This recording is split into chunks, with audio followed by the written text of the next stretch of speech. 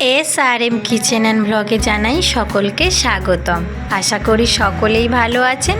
আজকে আমি চলে এসেছি লাউয়ের পিঠা রেসিপি নিয়ে।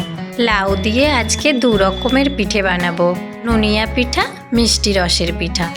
তাহলে চলুন বন্ধুরা দেখে নেওয়া যাক। লাউটাকে ছোট ছোট করে কুচে নেব। দেখুন এইভাবে কুচে নিয়েছি। কড়াইতে জল দিয়ে লবণ দিয়ে লাউটাকে সিদ্ধ হতে দেব। ভিডিওটি ভালো লাগলে চ্যানেলটিকে উৎসাহ যোগাতে সাবস্ক্রাইব করে পাশে থাকবেন নতুন নতুন রান্নার ভিডিও পেতে।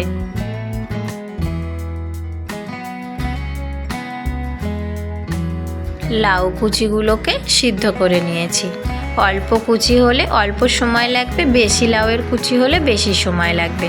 আমার এখানে অল্প সময়ের মধ্যেই হয়ে গিয়েছে।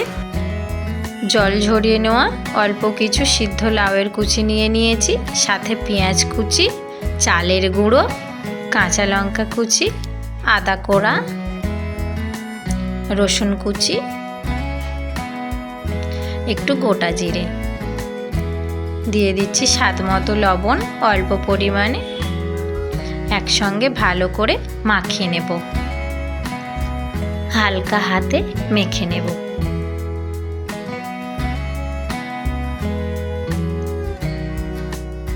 শেষের দিকে পরিমাণ মতো একটু বেসন দিয়ে দিলাম। আপনারা চাইলে বেসন কিংবা ময়দা ব্যবহার করতে পারবেন। একসঙ্গে মাখিয়ে নিলাম।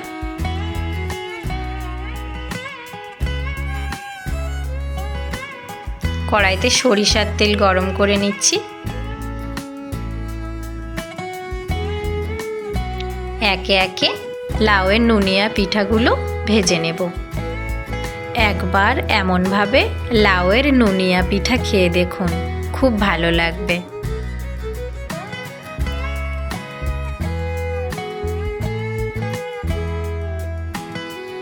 এই পিঠা ভাজতে খুব একটা বেশি সময় লাগে না। একটু লাল লাল করে ভেজে নেব।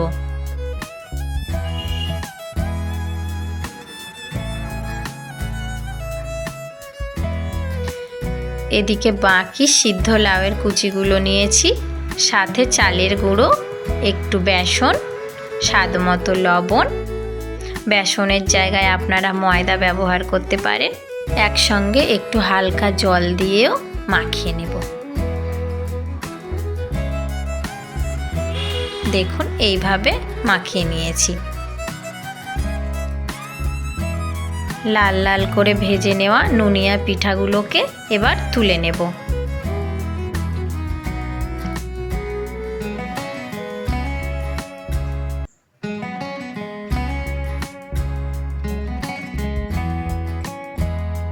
বাকি তেলের মধ্যে মিষ্টি পিঠা বানানোর জন্যে পিঠাগুলিকে ভেজে নেব।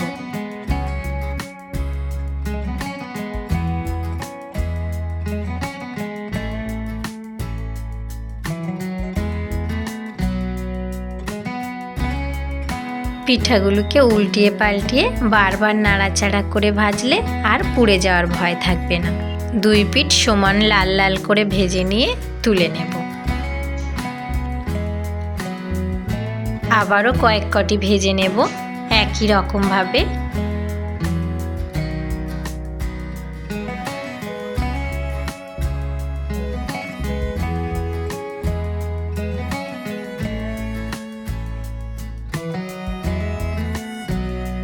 কড়াইতে খেজুরে গুড় দিয়ে একটু পাতলা করে জাল দিয়ে নিয়েছি। এবার ভেজে নেওয়া পিঠাগুলিকে একটি বাটির মধ্যে দিয়ে দিলাম। পাতলা করে বানিয়ে নেওয়া খেজুরে গুড় যেন রসগোল্লা রসের মতন পাতলা হয়। পরিমাণ মতো বাটির মধ্যে ঢেলে দিলাম, যাতে সব পিঠাগুলো রসের মধ্যে ডুবে থাকে। এদিকে নুনিয়া পিঠাগুলোকে সাজিয়ে নেব। লাউ দিয়ে আজকে দু রকমের পিঠা বানালাম, নুনিয়া পিঠা আর রসে ভরা মিষ্টি পিঠা। আপনারা লাউ দিয়ে মিষ্টি পিঠা বানানোর সময় অবশ্যই খেজুরে গুড় বা নলেন গুড় ব্যবহার করবেন, তাহলে বেশি স্বাদ পাবেন। কিছুক্ষণ রসের মধ্যে ডুবিয়ে রাখার পর যখন পিঠাগুলি অল্প অল্প রস টেনে নেবে তখন পরিবেশন করে দেবেন। ভিডিওটি কেমন হয়েছে অবশ্যই আমাকে জানাবেন। ধন্যবাদ সকলকে।